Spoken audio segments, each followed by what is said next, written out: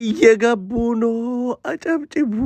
እንኪ እንኪ እንኪ እንኪ ፉተታ ፉተታ ፉተታ ሲለማሳጋ ከፈርደ መነገ ዘገዲሱ እንዴ ሲርቡ በከቢን አከናስ ያቦ እንኪ እንኪ ማን ነው እንደዚህ ቫይብሬት ላይ መልሶ የለቀቀው? ሜቲረ ቶርባተ ማዳፈገት አፉፈ ካከነ ደለሰኒ ነገ በምንኛ ነው ደነሰው? አንተ አከለ ይዘገና ነው ማል ዱገር ዋኡኔ ነቅ ይተው የሆነ ነገር ስሞ ነው ገባ። እንኪ እንኪ እንኪ ካራታ ካራር ገና ዱኛ መከነራ ሙጨቲል ጋር ከሳሰ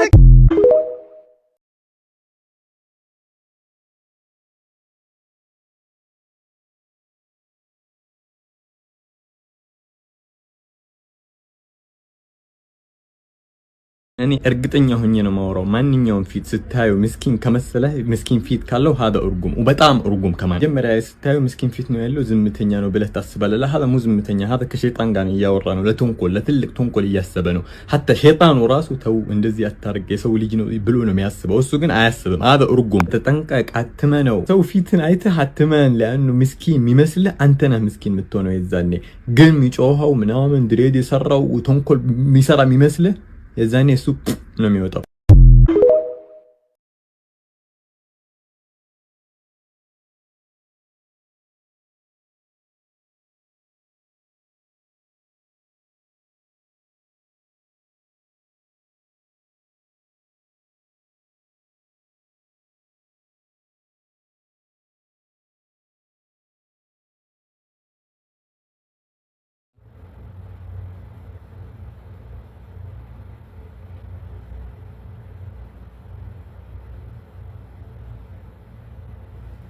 ዱቤ ሜላትን በማስፈራራትና በማስጨነቅ ቤታቸው ድረስ እንድትወስደው የነገርሽኝ ነገር እውነት መሆኑን ማረጋገጥ የምችለው ቤት ድረስ ስትወስጂ ነው ብሎ ሲያስፈራራት፣ ሜላትም ሳትወድ በግድ አርካንና ሲኖ ላሉበት ክፍል ድረስ ወስዳው በር ላይ አድርሳው ተመልሳለች ማለት ነው።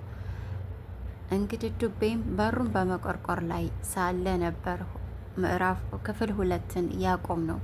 ክፍል 3 ምን ይመስላል የሚለውን ዛሬ አብረን የምናይ ይሆናል። ውድ ቤተሰቦቼ ሰላም ጤና ይስጥልኝ። ውድና የተከበራችሁ የዩቲዩብ ቻናል ቤተሰቦቼ እንኳን ደህና መጣችሁ እያልኩኝ ከመጣችሁ አይቀር ላይክ እና ሼር ሰብስክራይብ ማድረጋችሁን አይረሳል አለ ውዶችዬ። ከዚህ በመቀጠል ሲኖላ ድራማ ክፍል 3ን ይዤላችሁ መጥቻለሁ። ሲኖላ ድራማ በጣም ደስ የሚልና ተወዳጅ አጓጊ ድራማ ነው። ቶሎ ቶሎ ባለመለቀቁ ትንሽ ቅር ቢለንም ግን ደስ የሚል ድራማ ነው። ክፍል 3 ምን ይመስላል፣ ምን ሊሆን ይችላል የሚለውን የራሴን ግምት ለማስቀመጥ ያህል ነው። እናም ወዶችዬ እንግዲህ ዱቤም ክፍል ውስጥ ሲገባ እንግዲህ ሲኖላንም አርካንንም ያገኛቸዋል። ሲኖላን በዚህ መልኩ አንቆ በቃ ገላታለሁ እያለ ይመስለኛል፣ እንደኔ ሀሳብ ማለት ነው።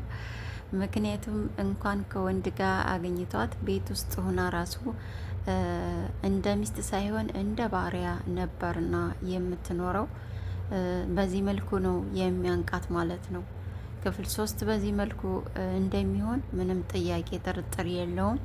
ግን ደግሞ ሲኖላል ብቻ የሚጎዳት ሲኖላ ላይ ብቻ አደጋ የሚያደርስ አይመስለኝም። ምክንያቱም ሽጉጥ ይዟል። የሚያገኛትም ደግሞ ከወንድ ጋር ነው። እናም አርካንም ላይ ጉዳት ይደርሳል ማለት ነው። ሜላት ግን በዚሁ አጋጣሚ ሲኖላን ለመጉዳት ብላ እያሰበችው ወይም ደግሞ ሲኖላን ከቤት ለማስወጣት ብላ ያቀደችው እቅድ ተጠምጥሞ ራሷንም እንደሚጎዳት ነው እዚህ ጋር የምናየው ማለት ነው። ምክንያቱም አርካን ተወደዋለች፣ ታፈቅረዋለች። ስለዚህ በቅናት መንፈስ ተነሳስታ ግን አርካንንም የማይፈለግበት ቦታ እንዲገኝ አድርገዋለች ማለት ነው። በዚሁ አጋጣሚ የቅናት መንፈስ ከባድ መሆኑን በዚህ መረዳት እንችላለን ማለት ነው። እንግዲህ ዱቤም አርካንንም ሲኖላንም እንደሚጎዳቸው ምንም ጥያቄ የለውም። ምክንያቱም ሁለቱም ባልተዘጋጁበት ወይም ደግሞ ይመጣል ብለው ባልጠበቁትና ባልገመቱበት ሁኔታ ነው እንግዲህ ቤት የሚገኘው ማለት ነው። ሜላት ደግሞ ይህን ሴራ በማሴሯ መልሳ የምትጸጸትበት ባላደረግኩት ብላ የምትቆጭበት እንደሚሆን ምንም ጥያቄ የለውም ማለት ነው። ውድ ቤተሰቦቼ እንግዲህ ክፍል 3 በዚህ መልኩ የሚሄድ ነው የሚሆነው። ቀጣዩን ክፍል አብረን የምናይ ይሆናል። የኔ ወዶች ተጋበዙልኝ። ቀጣዩን ቪዲዮ አብራችሁ ነው።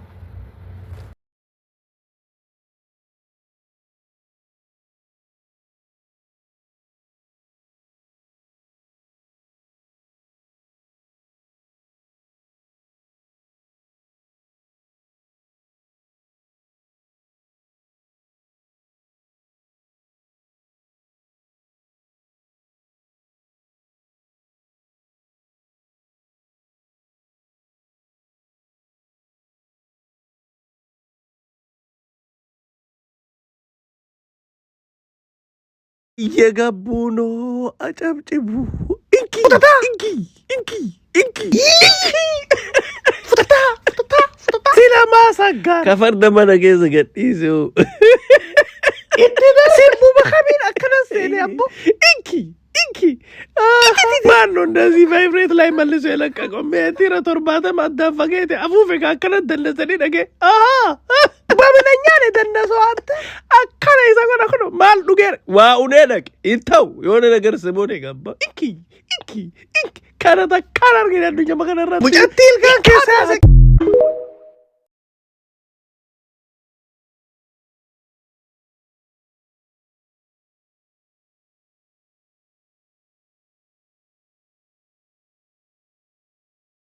እኔ እርግጠኛ ሆኜ ነው ማወራው። ማንኛውም ፊት ስታዩ ምስኪን ከመሰለ ምስኪን ፊት ካለው هذا እርጉም በጣም እርጉም ከማን ጀመሪያ ስታዩ ምስኪን ፊት ነው ያለው ዝምተኛ ነው ብለህ ታስባለህ። هذا مو ዝምተኛ هذا ከሸይጣን ጋር እያወራ ነው። ለተንኮል ለትልቅ ተንኮል እያሰበ ነው። حتى ሸይጣኑ ራሱ ተው እንደዚህ አታርግ የሰው ልጅ ነው ብሎ ነው የሚያስበው። እሱ ግን አያስብም። هذا እርጉም ተጠንቀቅ። አትመነው። ሰው ፊትን አይተህ አትመን። ለአንዱ ምስኪን የሚመስልህ አንተ ነህ ምስኪን የምትሆነው። የዛኔ ግን የሚጮኸው ምናምን ድሬድ የሰራው ተንኮል የሚሰራ የሚመስልህ የዛኔ እሱ ነው የሚወጣው።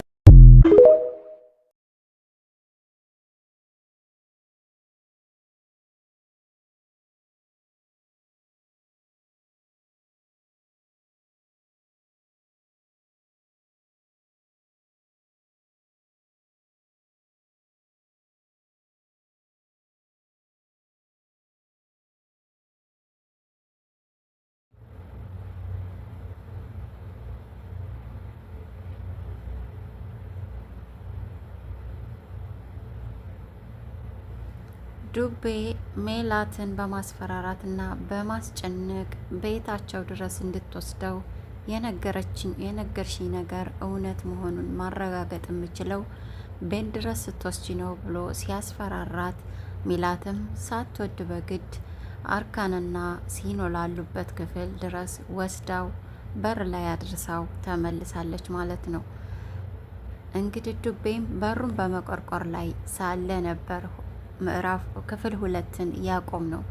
ክፍል 3 ምን ይመስላል የሚለውን ዛሬ አብረን የምናይ ይሆናል። ውድ ቤተሰቦቼ ሰላም ጤና ይስጥልኝ። ውድና የተከበራችሁ የዩቲዩብ ቻናል ቤተሰቦቼ እንኳን ደህና መጣችሁ እያልኩኝ ከመጣችሁ አይቀር ላይክ እና ሼር ሰብስክራይብ ማድረጋችሁን አይረሳል አለ ውዶችዬ።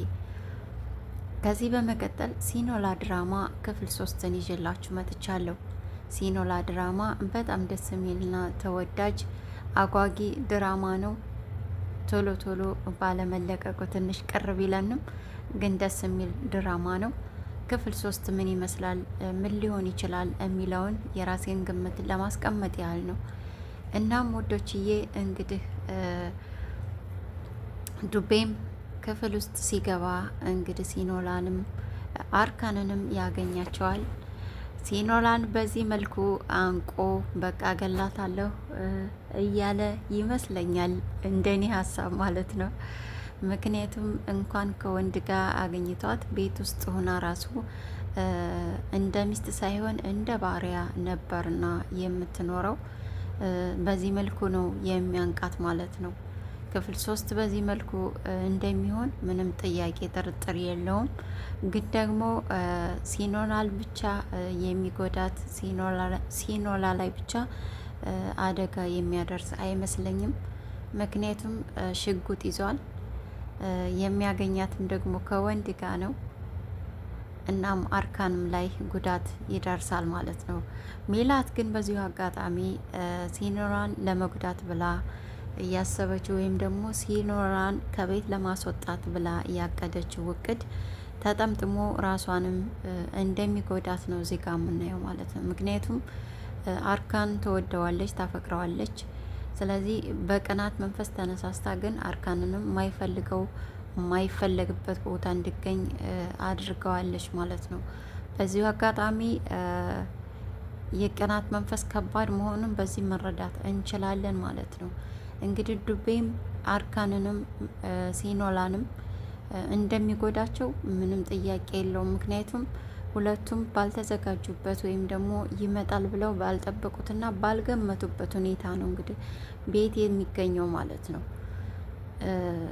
ሜላት ደግሞ ይህን ሴራ በማሴሯ መልሳ የምትጸጸትበት ባላደረግኩት ብላ የምትቆጭበት እንደሚሆን ምንም ጥያቄ የለውም ማለት ነው። ውድ ቤተሰቦቼ እንግዲህ ክፍል 3 በዚህ መልኩ የሚሄድ ነው የሚሆነው። ቀጣዩን ክፍል አብረን የምናይ ይሆናል። የኔ ወዶች ተጋበዙልኝ። ቀጣዩን ቪዲዮ አብራችሁ ነው